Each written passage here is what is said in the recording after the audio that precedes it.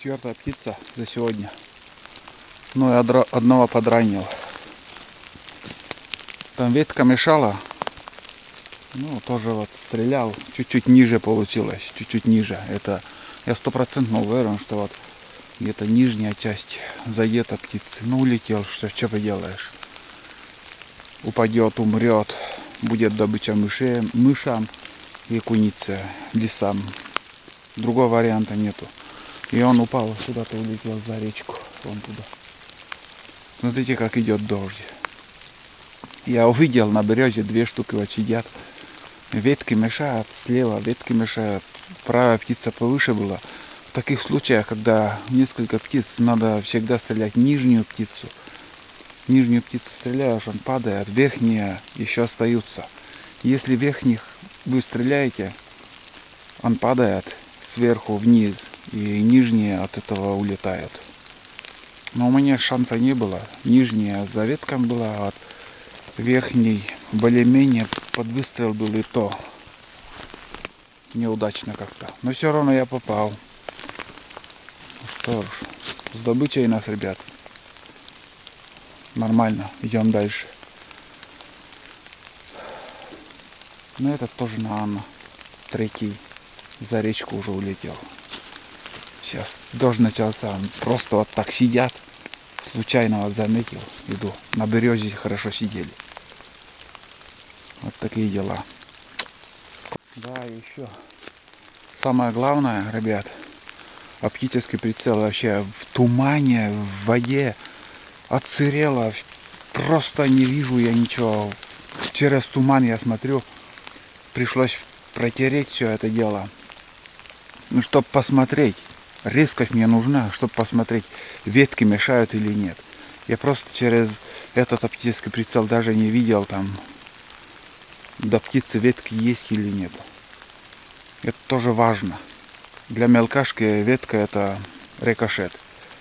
На ветку он не пробьет, он через ветку попадает, и пуля уходит влево, вправо, вниз, вверх, но не в птицу. Поэтому оптический прицел удобен тем, вообще здорово. Вот так глазами смотришь, вроде еще чисто. А через оптический прицел смотришь, а там ветки, бля, как паутина. Так что в такую погоду оптический прицел просто запотевает очень сильно. Не только запотевает, он просто становится сырым. Вода сквозь этот чехол попадает, эту крышку. Белки как грязи вон на березе, на березу идет. Вон он. Ой. Подглядывает. Покажись. Вон на ветке. Ну, это экшн камера, ребят, не приблизить. Вон он. Да, белки действительно в этом году до черта. Вон он идет вверх. Голова не кружится. Ну, ушко уже нормально так. Почти спелая уже белка по ушкам. Макушка уже, да, созревает. Хотя на куницу уже охота открыта и все. Но рано стрелять их, просто они негодная шкурка еще. До морозов лучше, вон он, на ветке. Сейчас перепрыгнет нам. Ага.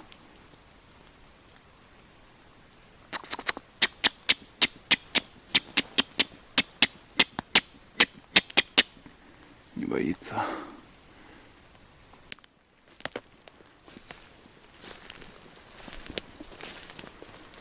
Сломалась. Гнилая елка. Дрова.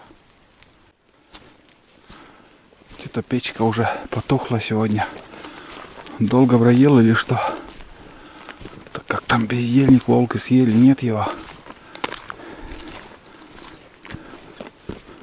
Выходной у бездельника сегодня. О, встречает. Встречает меня бездельник. Шатен. Выходной, скажи мне, да? Молодец. Сейчас отпущу. Все. Отпущу. У нее полная миска каши. Готова. С печенью даже. Глухариную печень туда положил. У глухарей большая печень. И немножко даже горчит. Ну, для собаки самое то. Да? Сейчас отпущу. Отпустил плана. Все. Пусть погуляет. Хоть дождь перестал немножко. Вот это да. Вот это плащ, ребят. В спецодежде я видел. В спецодежде. Наверное, в прошлом или позапрошлом году 800 рублей стоило. Сейчас, наверное, около 1000 рублей. Но этот плащ стоит этих денег. Вот такие заклепки, ребят. Он подлиннее, я укоротил, смотрите. Просто разорвал. Надо новый плащ такой купить. Просто шикарный. Ну, нет слов. Нет слов. Вон, смотрите. Я в нем столько километров уже прошел. Он, ну, просто помогает. Сегодня целый день шел дождь. Наконец-то прекратился. Ну что, сейчас буду топить печку.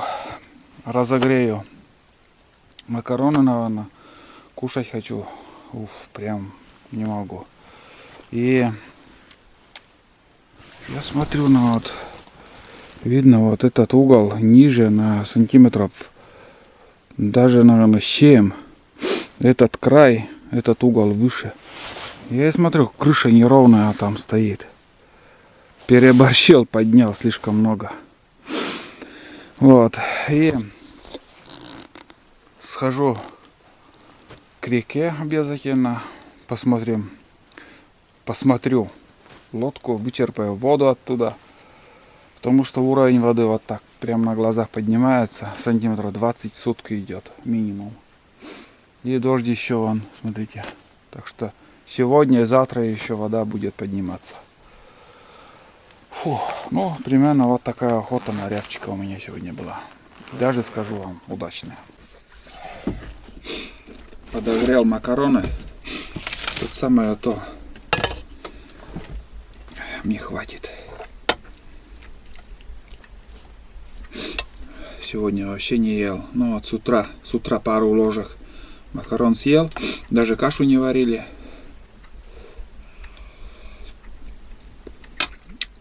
А вот сейчас аппетит появился. Очень даже. Буду кушать. На ужин у меня будет там дичь, барая птица, там желудки, у рябчиков печень, сердце. Вы даже не представляете, как это вкусно. Я каждый год так собираю и отвариваю. Вот этот, как же, с перловкой. И в этом году также будет. Это я, наверное, уже так готовлю лет 25. Примерно. Не меньше. Потому что 20 с лишним лет я уже здесь охочусь. А этому я научился еще на другой реке охотился. На другой избушке. Потом я перешел сюда. Поближе. Там дальняя изба очень далеко. И очень тяжелый путь. Там сейчас тоже завалы, река, гибель. И там охотились. Вот там я первый раз я попробовал вот этот желудок. Я научился чистить этот желудок. Правильно чистить. Не подумайте, что там это какая-то вот нехорошая, а вот там все нехорошее в оболочке. А все остальное это мускулы, мясо, диетическое вот такое, ну блин, вы даже не представляете, как это вкусно, когда правильно приготовлено.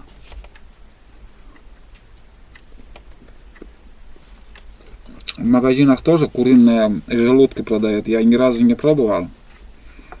Но в принципе, наверное, то же самое.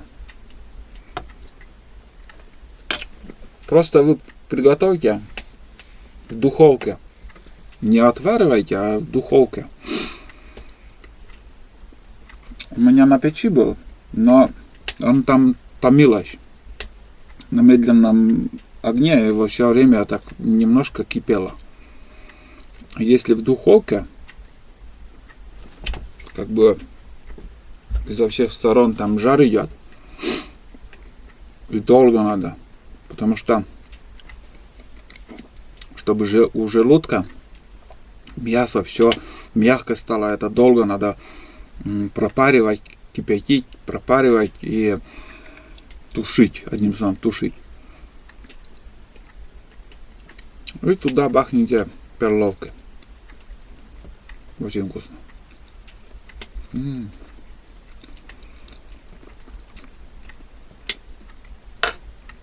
И макароны тоже вкусно. Когда есть аппетит, все вкусно.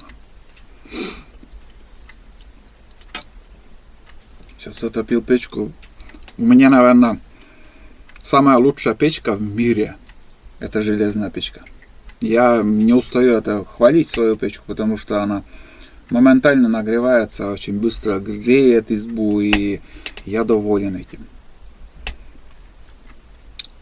Пару полен подкинул, и все, шаранная в избушка, тепло, комфортно, все сушится уже у меня.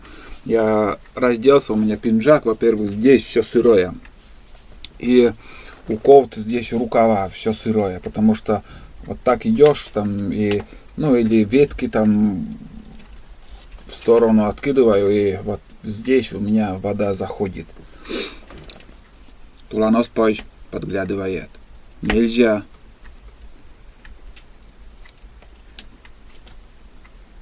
Для тулана это порог, граница. Он не перейдет никогда.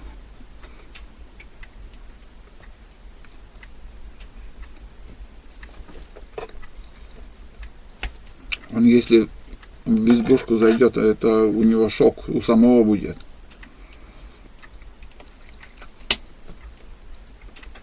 Но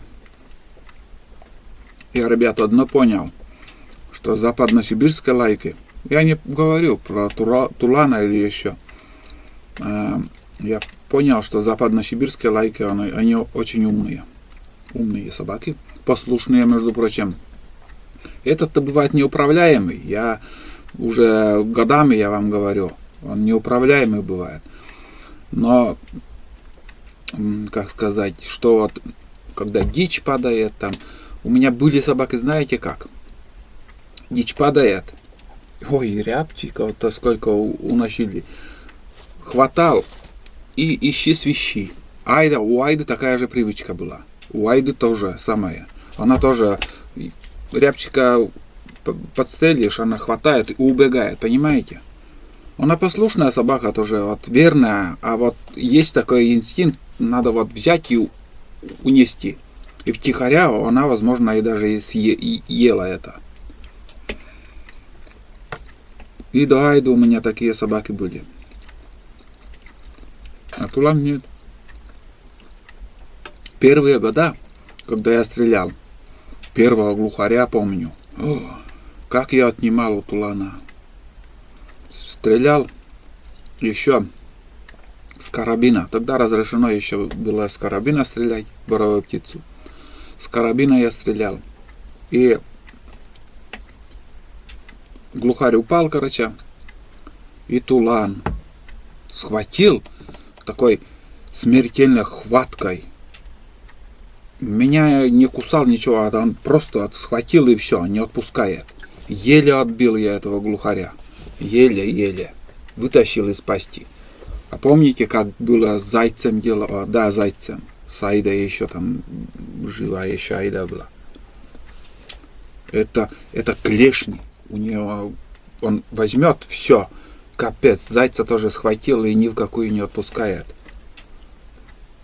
И вот один, второй раз, третий раз добывали птицу. Птица падает. Первая эта реакция у меня была все, он схватит и убежит. Все, хана, мне не достанется. Это плохо, когда собака берет и уносит. Нет, тулан оставляет и все. Но у него есть привычка просто ощипывать. Есть привычка, звериный инстинкт какой-то вот есть.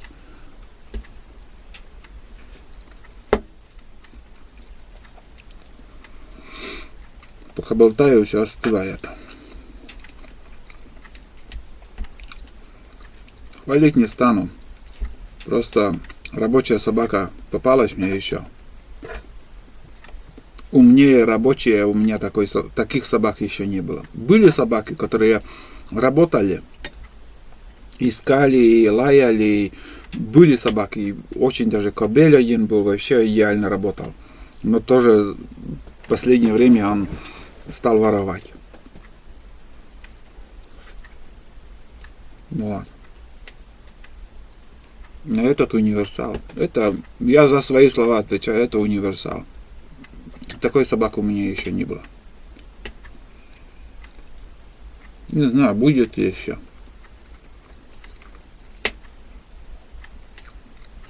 Ему все равно, кого лаять. Всех находит, всех лает. Без разницы. От белки до лося. Без разницы. На лося не такая вязка, как у некоторых. За 10 километров может гнать. Нет. Но ищет. И находит. Если они есть.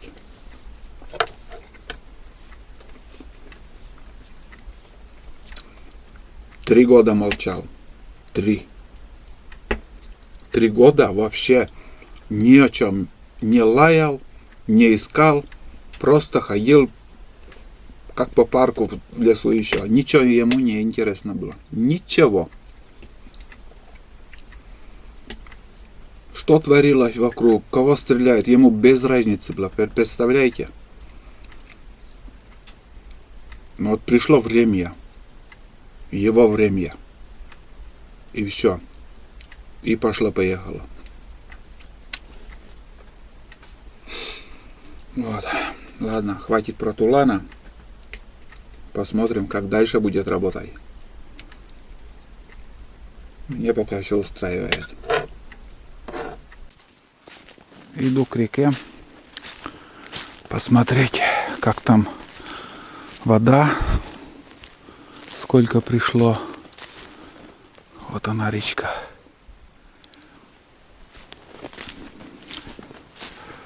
Рябчиков почистил.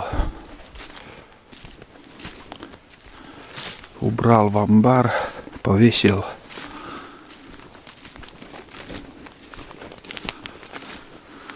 Вот остается еще варить.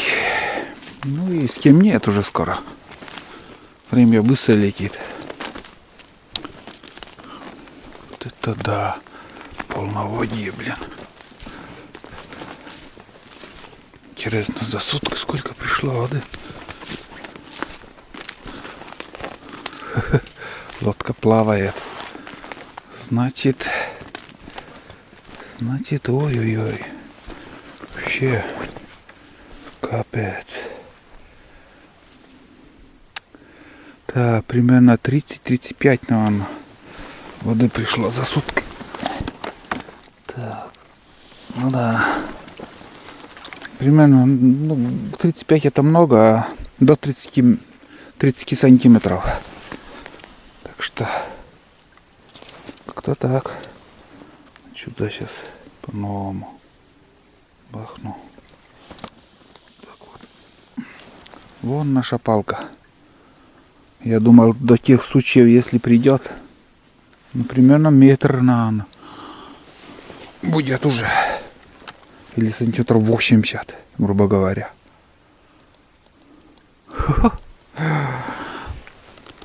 А ты куда собрался, парень? Пошел к реке, ребята. Оказывается, моя камера, аккумулятор разрядилась, батарейка. И там ничего заснять не мог. Одним словом, я вычерпал воду. Вода сантиметров 30 примерно пришла за сутки. Вон там, смотрите, на амбаре, вон там бревна, нижние бревна, они подлиннее. Ну, чтоб там, как сказать, 2 доски еще, чтобы я мог вещи туда ложить и сам залазить там в этот амбар. Короче, начали эти бревна гнить, и я прибил туда жестянки. Кроме этого, я еще порыбачил. Сейчас покажу улов. Я уже почистил рыбу. Вот такая плотвичка. Не крупная сегодня. Вон они. Ну, терпимо. Вот, ну, где-то жареха будет. Штук 20, может и больше. Все плотвы. Вот, Тулан гуляет. Поставил на печь уже. Готовлю ужин. И сейчас посолю эту рыбу. И, наверное, буду раздеваться. А, домой еще надо позвонить. Позвоню домой и отдыхать. Что-то спина сегодня, я не знаю. Ой, от чего-то устала. Хрен пойми, или остеохондроз обостряется. Что-то не то. Себя не очень чувствую. Может и из-за того, что погода меняется, давление то понижается, то повышается. Что-то спина сегодня вообще как будто не своя. Надо лечь и полежать. Надеюсь, пройдет. Обезболивающее выпить. С собой уколы есть и все. Как бы до уколов еще не дошел, но на всякий случай всегда с собой. Сам себе укол могу ставить.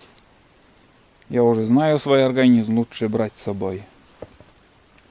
На все случаи жизни все медикаменты, чтобы были. Что вот организму надо. Чтобы поддержать себя как-то. И вам не поможет этот свежий воздух, и река, и вот эта тайга здоровью. Как бы дышишь, конечно. Чище некуда воздух. Но все равно, если у вас какие-то болячки есть, лучше с собой берите медикаменты.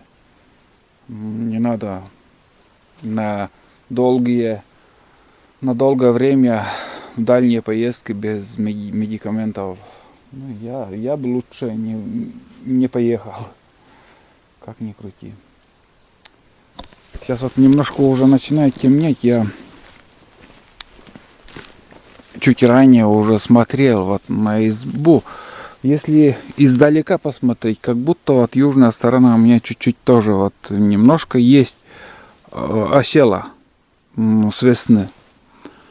А так вот я посмотрю, вот все вот эти пазы, ну, надо уровень, конечно, уровнем посмотреть. На глаз все ровно вроде. Вот крыша с этого угла до того угла вроде ровно, и даже чуть-чуть эта сторона чуть-чуть выше даже.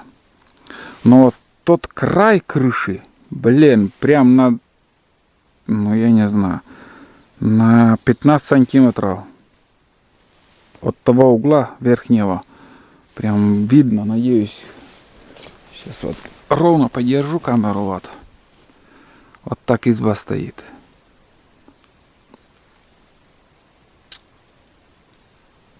По пазам, но чуть-чуть все равно тянет. Южная сторона все равно оседает, как ни крути. Сейчас подождем, что будет после зимы, весной глянем. Если что, можно еще поднять вот эти углы, эти 2 угла, а остальное пока трогать не стоит. Хотел в будущем году с полом разбираться, нет, кровля. В будущем году будет ремонт кровли, 100%, даже 200%. Обе края вообще уже все начинают гнить. И весь шифер я этот уберу, наверное, вот сюда, постелим на беседку, что годные, но они уже тоже хлам. Так что, ребят, кто только что подписался, не советую вам сразу моментально отписываться из-за какого-то... Но есть такие вот моменты, когда я человеку не угодил или еще, из-за чего он психует, подписчик, зритель, и просто уходит. А вам надо просто смотреть дальше. Дальше как бы жизнь продолжается, я дальше буду снимать для вас, и в дальнейшем будут еще ремонты. Так что некоторые уже 10 лет смотрят и дальше будут смотреть. А некоторые и неделю не выдерживают. Вот такие дела. Лестницу тут оставлю. Это зимой, чтобы подниматься на всякий случай. Бывает вот эта труба, что торчит, примерно метр. Это все под снегом будет, даже выше. Столько снега заваливает.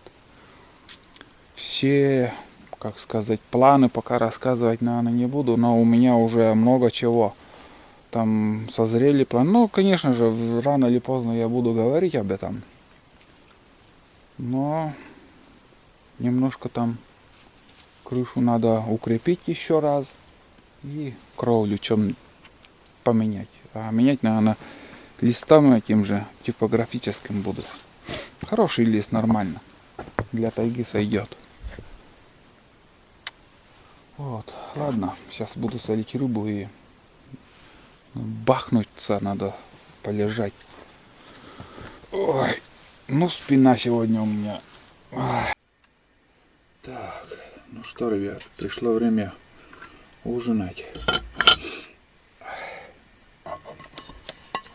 Приготовил любимое блюдо. Об этом уже много раз говорил. Перловка, печень, желудок, сердце.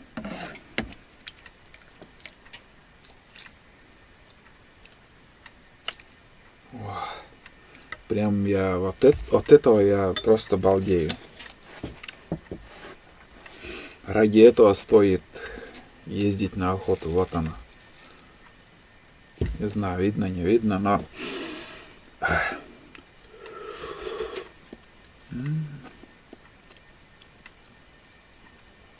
Именно с перловкой. Не с другим чем-нибудь, а с перловкой. Можете зайца также потушить с перловкой. Попробуйте. Вам 100% понравится, ребят. Никакого ингредиента другого я не добавлял. Ни моркови, ни лука, ничего. В прикуску я буду лук есть. Чеснок у меня, наверное, закончился. Да, только лук остался. В прикуску я буду лук есть. А добавлять я никогда не добавляю. В дичь, вот это. В утку можно, да. У утки, как ни крути, специфический запах есть. Такой. Ну, кому-то нравится, кому-то нет. Мне лично утка. Утка у меня второстепенная. Первое, это, конечно же, буровая птица. Из рыбы вот люблю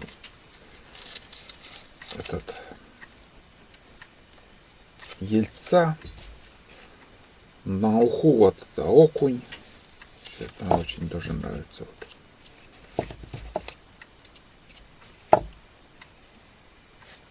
Ну, рыбалка не очень в этом году. Да и некогда мне возиться с этой рыбалкой. И я каждый день стараюсь как бы выходить в тайгу, чтобы добыть больше птицы, наслаждаться охотой, походом, ходовой охотой, именно ходовой охотой. Сегодня тоже вот такая удачная охота была. Добыл 4 рябчика вроде как. Незабываемые выстрелы были. Конечно, птица в такую погоду не активная, не подлетают, ни в какую не подлетают. Сегодня в 2 местах только их было. В одном где-то 5 штук. Одного там добыл. И в втором месте 3 штуки было. Там я, получается, тоже одного добыл. И поодиночке еще 2 момента было. Ну, один подранок получился. За всю охоту у меня получается 2 подранка. Это, наверное, второй день, когда я здесь вот. После приезда, на следующий день, наверное, вот, получается, я одного потерял. Далеко улетел куда-то. Не нашел. Но искал, но не нашел. Потом сегодня подранок. Тоже подранком улетел. Но это Заречье. И потерял, получается, возле избы. Самое главное, обидное в этой охоте, самое обидное, это когда возле избы, буквально там, ну, от силы 70 метров, наверное, и никак не мог найти. Долго искал, прям несколько раз ходил, с навигатором даже искал. С навигатором уже видишь, где вот, чтобы не повторяться по одной и тому же месту их не ходить, я по треку смотрю, но не нашел. Вот это мне обидно было.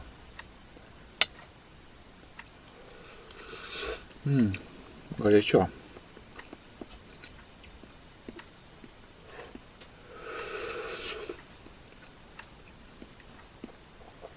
Перловка, наверное, 2 часа у меня варилась.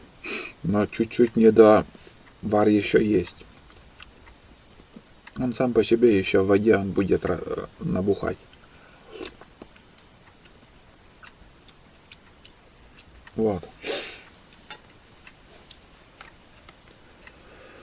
Ну что еще сказать? С хариусом, рыбалкой облом. Вода поднялась очень много. Если этим заниматься было после приезда сразу, но поверьте мне, если честно, этот хариус, ну просто мне не интересен. Будет зима, может, возможно, зимой я приеду на рыбалку. Если вот захочется мне хариуса, я просто могу приехать, пару рыб поймать, пожарить и все. И вот этого мне это достаточно. Мне не надо ведро или 2 ведра, он мне не нужен. Мне вот захочется это немножко, я буду ходить от села недалеко, Ельцов, поймаю там 5 штук, пожарю, блин, мне это удовольствие. Свежая рыба.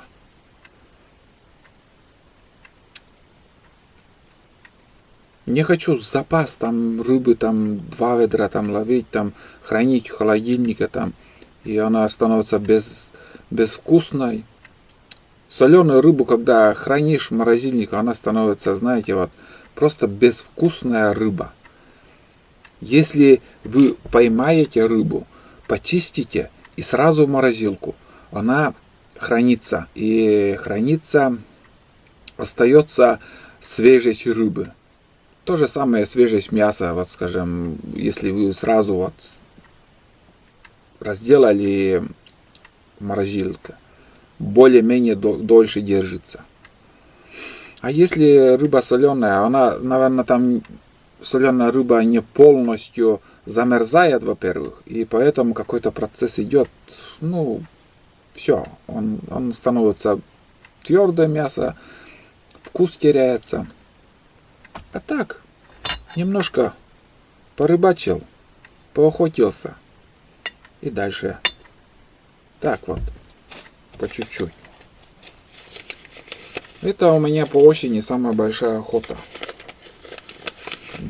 Стараюсь по возможности больше находиться в лесу. У меня это получается, этот поход 2 недели, наверное, будет.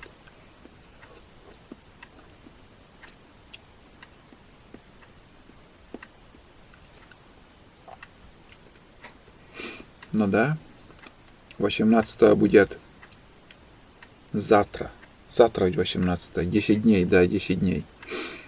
Ну, примерно 2 недели будет охота.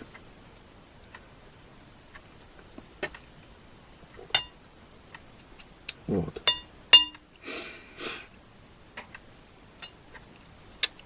А там, что дальше в эти дни будет, буду снимать также. У меня как бы для съемки карта памяти еще есть. И зарядка должна хватить для съемки. А как все закончится? Будут уже зимние походы. Вот такие дела. Ладно, ребят, я буду сейчас ужинать. Время без 15:06. Не одну тарелку я съем, я тарелки 2-3 съем. И все. Давайте. До завтра. Встретимся уже завтра. Надеюсь, не будет дождя. Хотя 2 дня, как жена говорит, дождь показывает. Потом более-менее там после 2 дней получается без дождя, а 4-й день там получается минусовая уже и снег. Вот. И мы будем охоту заканчивать уже в те дни. Вот такие дела. Сейчас по возможности, если здоровье не подведет, буду я еще ходить, искать. У меня есть еще лицензии не закрытые, много глухарей там оплатил, перебор. Хочется еще пострелять из-под собак и добыть еще глухаря. Так что приятного вам просмотра, ребят. Сериал продолжается. А на сегодня пока. Все. Встретимся завтра.